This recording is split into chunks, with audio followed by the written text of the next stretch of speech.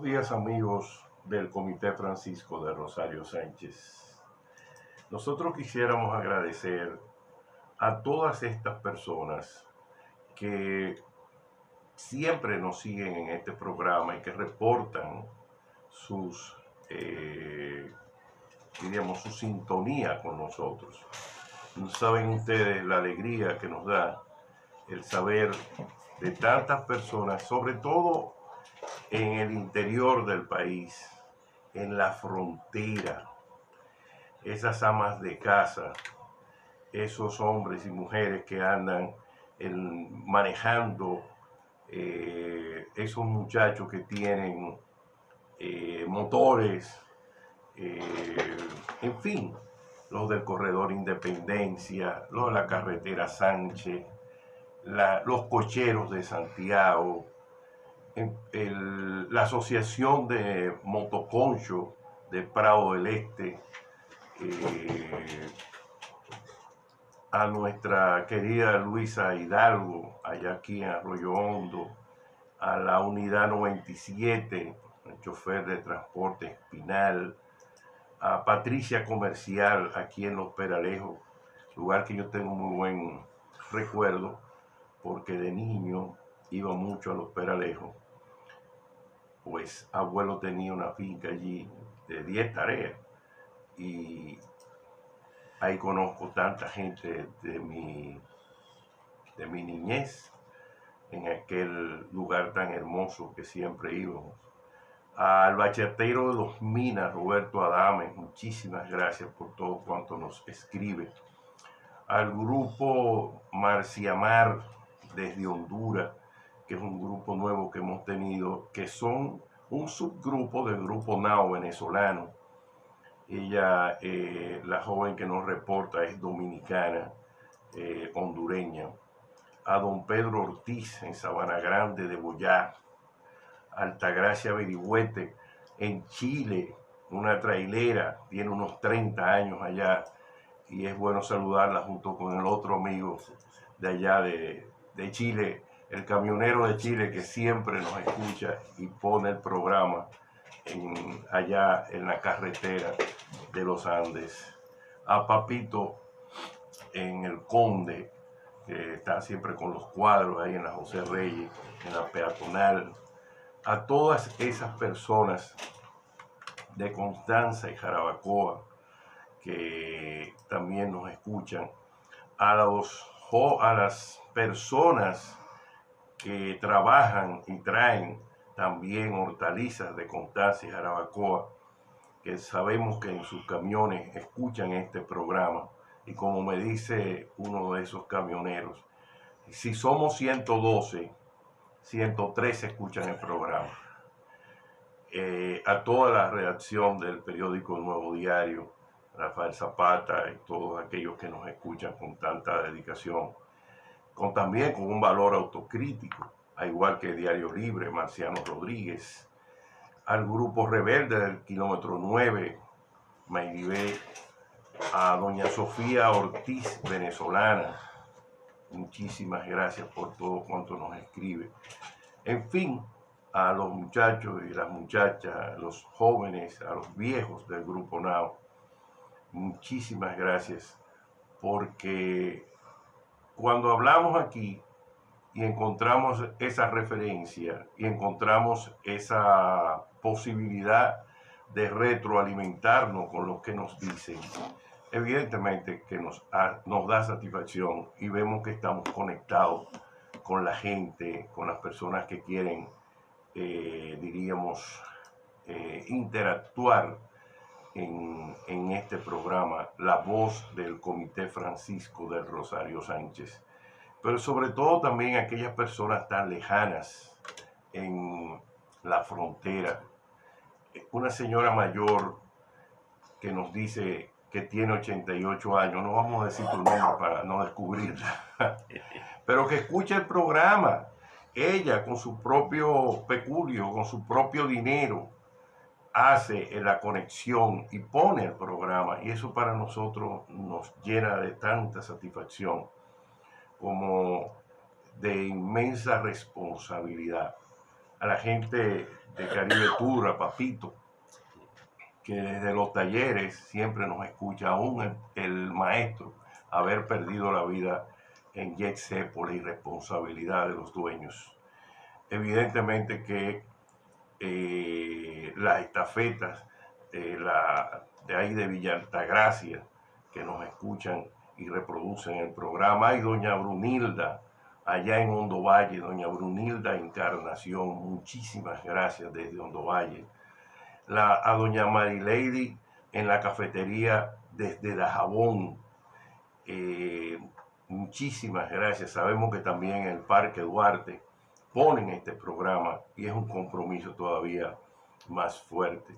A nuestro amigo Jason en el Parador de Baní, que también escucha este programa con mucha y nos reporta el programa. A doña Patricia del supermercado, como dijimos, ahí en Los Peralejos. A Jocelyn desde La Puya, en Cristo Rey. Una señora, para que ustedes vean las cosas de la vida, y ahí me recordé mucho del profesor Ignacio Lev. Una señora que ella misma me escribe y dice, mire, yo soy analfabeta, pero me siento informada con usted. Yo quiero decirle que hace muchos años yo conocí a un maestro de la alfabetización y nos dijo algo que quiero ahora transmitirlo a usted, señora, y a los que nos escuchan. Nadie aprende solo. Todos aprendemos en forma biunívoca. Usted también nos educa. Y eso que usted nos dice nos compromete sobremanera a seguir adelante. Usted, independientemente de la grafía, usted nos escucha y usted parte de también educarme a mí en este programa. A don Rafaelito Rodríguez desde Chile, muchísimas gracias. Y nos dice que siempre nos escucha todos los domingos allá en Santiago de Chile, un lugar hermoso que conocí en los años de 1974, a la caída del gobierno del presidente Allende. A doña Yudelka desde Miami, muchísimas gracias. Sabemos que, como usted nos dice, tiene mucho tiempo escuchándonos, es un mayor compromiso para nosotros. A Josefina de la ficha 01 en el transporte Espinal, muchísimas gracias. Aquí en el Mercado Nuevo, en el área de la carnicería, que es un nuevo reporte, igual que los demás en el Mercado Nuevo, muchísimas gracias. Que Dios la colme de bendición. A los muchachos del Expreso Montecristi, desde Santiago, Cruce de Guayacanes, que son trabajadores agrícolas, muchísimas gracias. Aquí comprometido con ustedes. A ese chofer de la unidad 5202 en la 27 de febrero del Centro Olímpico, muchísimas gracias por reproducir nuestro programa. A la licenciada Ortiz Martínez en el kilómetro 9, desde las oficinas centrales. En fin, muchísimas gracias y excúsenme a quienes quizás no he mencionado, pero seguiré mencionando permanentemente en este su programa, La Voz del Comité, Francisco de Rosario Sánchez. En este fin de semana, el tema del servicio eléctrico ha sido desastroso. Reporta el periódico El Nacional, la página 5 del día de hoy, que los apagones han estremecido el Gran Santo Domingo. Y realmente el fluido eléctrico ha sido el punto de inflexión del servicio público que la gente tiende a protestar y sobre todo tiene la gran dificultad que se le dañan sus electrodomésticos, que se daña la comida que está dentro de la nevera, que en fin, tienen una gran dificultad. Los residentes, incluso cerca del Palacio Nacional, en la calle Moisés García, reporta el periódico El Nacional. No había luz y las interrupciones son de hasta 10 horas, algo que es sumamente delicado. Pero esa inestabilidad que va a traer protestas, evidentemente, se suman a los residentes de Río Verde, La Marquesa, Crifer, Palma de Coco, Palmera del Este, Palma Cana, El Sembrador 1 y 3, La Mañosa y otros lugares que también han alcanzado, ya sea en los Mina Viejo, en el barrio Puerto Rico, en el ensanche Osama.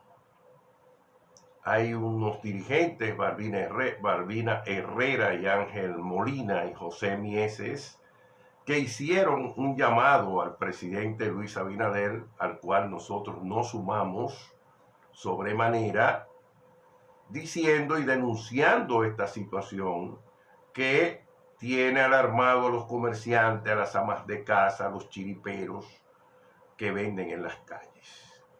Dicen ellos, y tienen toda la razón, que los barrios ya no aguantan más y no pueden decir que eso es la crisis de Irán, sino es simple y llanamente que el servicio público de la electricidad se torna ineficiente.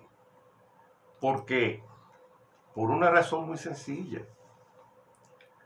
Se están subvencionando a la gente por el tema de que la gasolina está en $107 en esta zona de venta, en estos precios que hay en esta parte de Occidente, debido a la guerra de Irán. No es menos cierto que el gobierno, si necesita subsidiar, lo primero que tiene que subsidiar es la electricidad, que ya bastante la subsidian, porque el gobierno quema más de 1.200 millones de dólares al año, y pensar que cuando Macorís lo que daban eran $200 millones de dólares al año, y ya estamos por 1.200 millones de dólares al año. Este es el colmo de la ineficiencia por la falta de capacidad instalada para producir electricidad.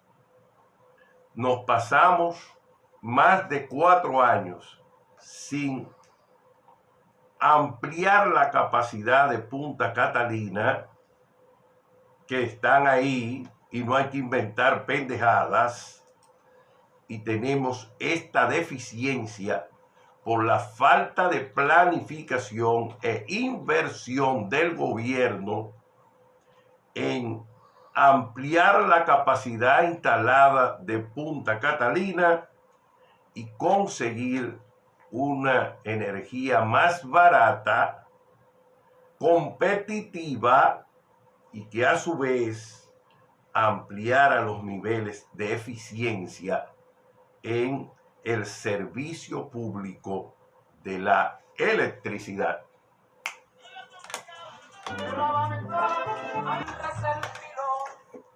En este momento me voy a referir a algo histórico, pero que puede ser importante a los fines de lo que está sucediendo aquí y en el mundo.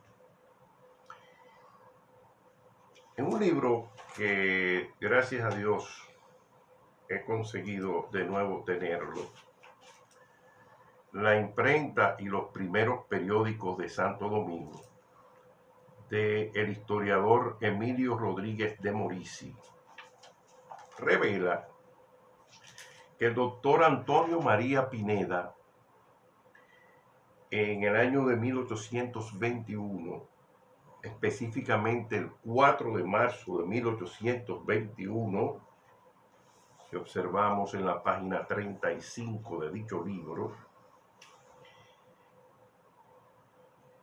dice el historiador que el Telégrafo de Santo Domingo es el primer periódico que aparece en la isla de Santo Domingo.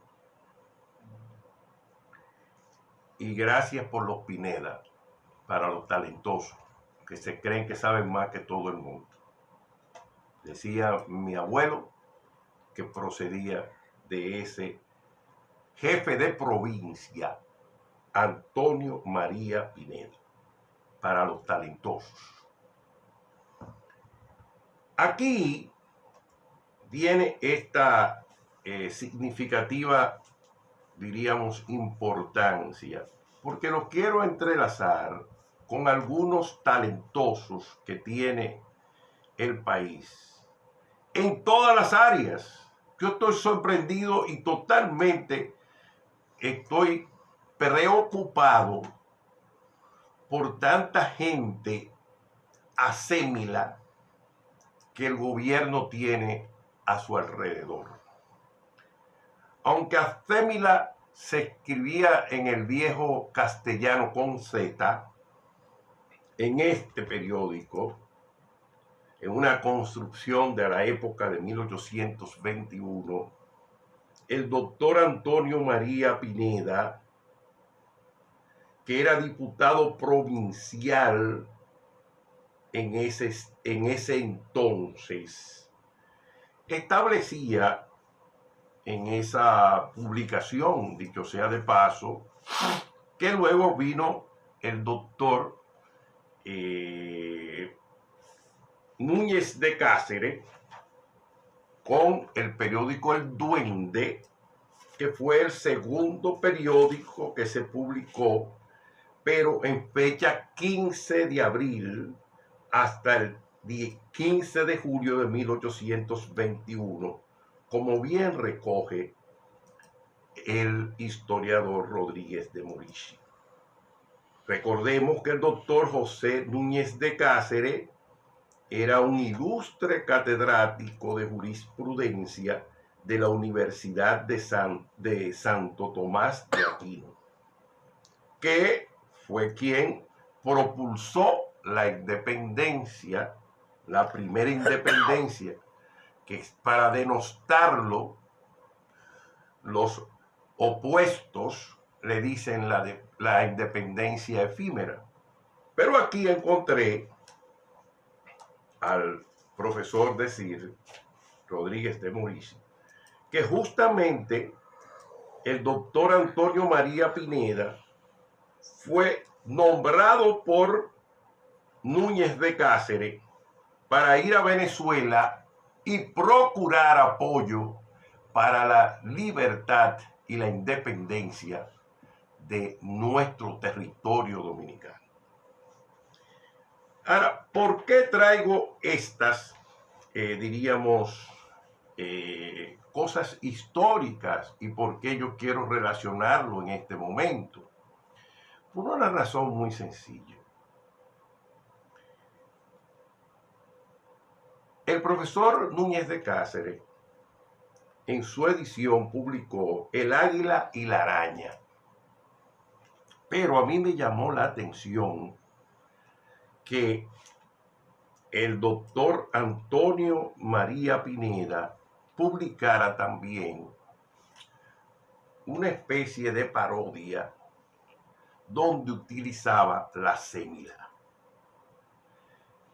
Me puse a procurar esto para poderlo correlacionar con la situación nacional, ya que en el periódico que se inicia en Santo Domingo, con el nombre Telégrafo de Santo Domingo, como dije, el 4 de marzo de 1821, aparecía una expresión latina que dice en español: quien respeta las decisiones de los antepasados, quien observa las leyes y el derecho, está en condiciones de poder opinar frente a la población.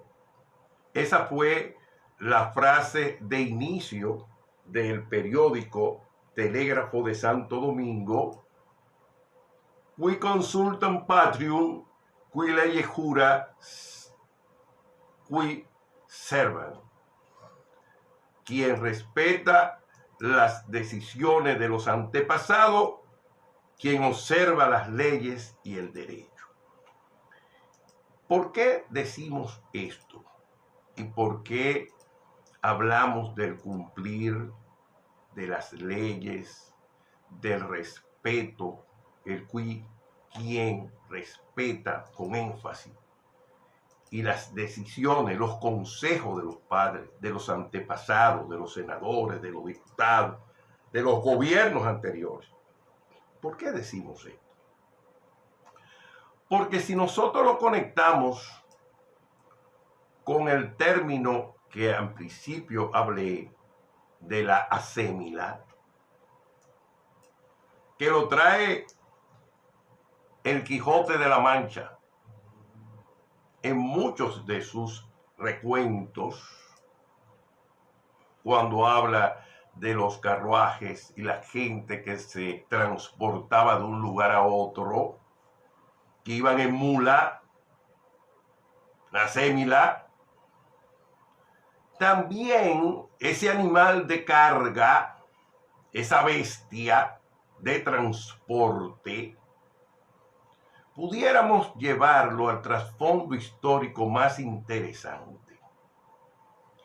Y es que cínicamente a los brutos, a los estúpidos, que yo por lo regular le llamo los talentosos, en forma irónica se le llamaba asémila. Este gobierno tiene un grupo de asémilos que le viven diciendo al presidente, limpiándole el saco, que le queda bien la corbata, por suerte no la usa, y viven echándole incienso, y pueden joder el país, este grupo de asémilas, sobre la base de su incapacidad, pero sobre todo, lo más importante, como decía el doctor Antonio María Pineda en sus publicaciones aparecidas el 4 de marzo de 1821 en el periódico Telégrafo de Santo Domingo, que hay que respetar las decisiones de los antepasados, que hay que observar las leyes y el derecho, y ese sentido jurídico y filosófico de tradición, de obediencia a la ley escrita, de fidelidad al derecho en sentido amplio, es lo que está aquí ausente. Y en ese contexto cultural, esa expresión jurídica de mentalidad romana, donde la legitimidad del derecho no solo provenía de la ley, sino también de la tradición y la autoridad moral acumulada, es lo que tenemos que procurar. Y por eso quise irme tan atrás. Y por eso quise procurar esto que hace tanto tiempo había leído y que gracias a Dios conseguí para comentarlo entre ustedes. El argumento jurídico de modernización evidentemente quiere trastocar el sentido de fidelidad de un derecho más amplio, donde la tradición y la obediencia a la ley parece que quiere perder sentido jurídico y filosófico. Por eso, a esos amigos que nos escuchan y al presidente Abinader, que ojalá alguien le diga, porque no creo que me escucha, sería bueno que alguien le dijera que quien respeta las decisiones de los antepasados, quien observa las leyes y el derecho, como estableció ese periódico en 1821 del doctor Antonio María Pineda, es importante que se conserve ese postulado del telégrafo de Santo Domingo. Nosotros en este programa, por lo regular, no leemos noticias, sino que hacemos una axiología de la misma y, diríamos, una exégesis histórica y filosófica de la misma. ¿Qué quiero decir?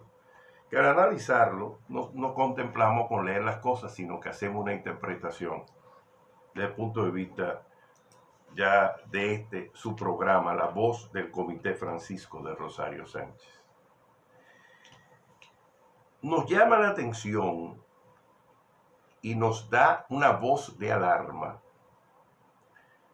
de que se está con mucha frecuencia diciendo que hay niños que llevan armas a las escuelas. Esta última información la he tomado del periódico El Diario Libre, página 12, del día 30 de abril del año 2026. Pero este comentario lo voy a dedicar a mi madre, que fue maestra, Cristiana Pineda Rodríguez. A la profesora Altagracia Peña, que maestra, que también llegó a ser subsecretaria de Educación, madrina de Harle Herman, una de las personas que intervino para salvarle la vida. Pero también se los quiero dedicar a mi querida tía Ibelice Pras Ramírez, con quien crecí y a quien realmente adoraba y quise enormemente. Y me mantuve siempre en comunicación con ella hasta los últimos días en su vida terrenal. Y por qué no a la profesora Alba Rosa Ramírez, a la profesora Ibar, que vivía frente al cementerio de la Avenida Independencia en la capital, al profesor Ramírez, el papá de Rina Ramírez, que fue quien hizo, o mejor dicho, quien concibió el tema de la cooperativa que todavía existe en el Ministerio de Educación. Y claro está, a la profesora Zoraida Heredia de Zuncar, mi querida tía de amor y de afecto, que con tanto cariño debo recordar, entre otros tantos profesores y profesoras, como por ejemplo la profesora Mercedes Quesada, Morales de Quesada, la mamá de mi hermano Panchón y Pedrito de San Carlos, una maestra extraordinaria, a la profesora Pujol, a la profesora Cifres, que era una maestra extraordinaria, con una connotación, diríamos, para que mucha gente lo recuerde, la mamá de Otto Morales Cifres, porque aquí hay un grupo de talentosos, atrevidos, que no conocen esta sociedad y viven hablando pendejadas sin saber cuál es la base de lo que dijimos anteriormente, de respetar la historia. Recuerdo a la profesora Cifres, que era mi profesora de segundo curso. En fin, a esas profesoras yo quiero emularla, recordarla, para referirme a este tema que ya se está haciendo un poco, diríamos, demasiado frecuente en los planteles escolares públicos de nuestro país. Miren, si una de esas damas, si una de esas profesoras, que solamente con mirarle la cara a los otros, todo el mundo se ponía en cintura, en fila, hubiera estado viva, me hubieran exigido en este programa hablar de esto con la drasticidad con que quiero tratarlo. Para este grupo de parejeros que tienen los cuartos del mundo para encauzar la educación y no tienen los mecanismos como para valorar la transferencia de conocimientos y hacer del educando un hombre superior, no solamente en conocimiento, sino en comportamiento, que es lo que se ha perdido en las escuelas. No es posible que se generen estos pleitos fuera o dentro de la iglesia. ¿Qué es la escuela? La escuela, más que un aula para saber cosas, es un lugar de enseñanza que dentro tiene un carácter casi de iglesia. Decía mamá. Primero, porque usted no puede estar con esa chercha que decían los viejos. Y esa falta de vivir, de estar en la escuela con verdadera naturalidad y sin escándalos. Pero peor aún, ¿cómo es posible que en las escuelas los muchachos lleguen con arma blanca? ¿Dónde están los profesores chercheando? No están arriba de cada uno de sus alumnos. Mamá sabía dónde vivía cada alumno. Iba fuera de su horario y hablaba con los padres. Enfatizaba la educación. Era otra cosa, pero tenemos que volver a eso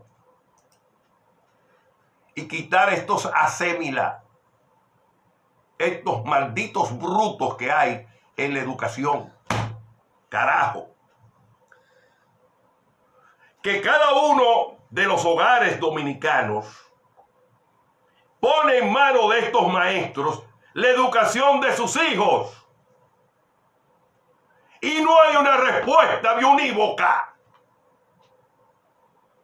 para elevar la educación, para controlar, para corregir. Y lo que hay es una chercha y una gastadera de dinero inútil por un grupo de talentosos, de asémilas dentro de la educación. Los casos de las pandillas. En mi época, escuchaba en mi casa que había una policía escolar, una policía especial, donde mandaban a buscar a los padres, porque siempre ha habido conflictos, aún en la dictadura. Recuerdo que una vez a un gran primo, un profesor le dio un reglazo y le cortó la cabeza. Mamá, que era inspectora en ese entonces de educación, se apareció al otro día en la escuela con el sobrino y le preguntó, me contaron después, que por qué le había originado un golpe que le sacó sangre. Y el profesor le dijo que el sobrino le había faltado respeto. Mamá le dio una pela ahí mismo, delante del profesor. Y le dijo que a los maestros hay que respetarlo. Pero reportó el hecho de haberle causado sangre en la cabeza y el profesor fue suspendido. ¿Qué pasa? La educación es diferente. Ustedes me dirán, no, pero que ya los tiempos cambiaron. Pero por cambiar esos tiempos, tenemos entonces pandillas en las escuelas públicas. El Ministerio de Educación debe procurar mejores protocolos en las escuelas públicas. Hay dinero para eso. El Ministerio de Educación, a través de sus distritos escolares, debe exigir, porque no podemos pedirle al ministro de Educación que vaya a cada escuela. No, los distritos escolares y las escuelas que pertenecen a dichos distritos tienen que instrumentalizar mejores normas de convivencias y mejores protocolos para evitar pandillas en las escuelas y el uso de armas blancas en las escuelas. Y no quiero decir más, porque sabemos muy bien que las escuelas están abatidas. Al doblar o al frente de las escuelas hay bares. Al doblar o enfrente de las escuelas hay lugares de vender números de lotería. ¿Y qué decir de otros asuntos más peligrosos, como es la distribución de drogas narcóticas cerca de las escuelas? Carajo. Esa intervención tiene que ser conjunta, institucional, y tiene que haber mejores protocolos para que las escuelas públicas y privadas no sean vandalizadas, carentes de protocolos, pero sobre todo donde niños y niñas y adolescentes son vapuleados por el crimen organizado y más aún por el vandalismo en las escuelas públicas y muchas privadas. Nosotros, antes de terminar el programa, quisiéramos seguir en el contacto con los grupos venezolanos. Evidentemente que el único camino que le queda a los venezolanos es restaurar la libertad y la democracia. Y la única forma de restaurar la libertad y la democracia es construir la democracia sobre la base de unas nuevas elecciones en Venezuela. Dije y sigo en esta misma línea. Aunque Dilcy Rodríguez aumente los salarios, aunque Dilcy Rodríguez quiera aparentar una gobernabilidad más blanda que los asesinatos, que la corrupción, el robo, el contrabando que durante tantos años mantuvieron en el poder, aunque la hoy presidenta Dilcy Rodríguez quiera aparentar